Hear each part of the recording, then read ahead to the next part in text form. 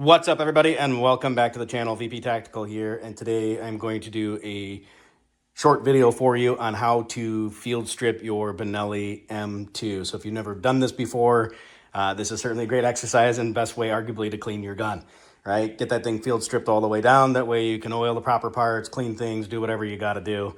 So we'll go ahead and dive in, and we're going to start by taking off the magazine tube nut. So we're going to pull that off. Set that aside. The barrel assembly will come off. And of course you can use your brush, mop, whatever it is you're going to use to actually clean the barrel. Now, in order to get the, bolt out, I find it easiest to grab a paper towel, and what we're going to do is pull on this handle for the bolt itself. And it should just pop right out just like that, just to give you some additional leverage.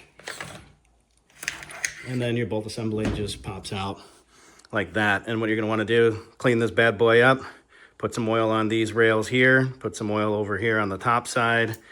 And you'll also want to put a couple of drops of oil right here in this channel for the bolt head and that pin that slides along that channel. And that's pretty much it as far as a basic field strip. If you wanted to take it a step further, you could certainly punch out this pin and then remove that trigger group from down below, or the fire control group from down below.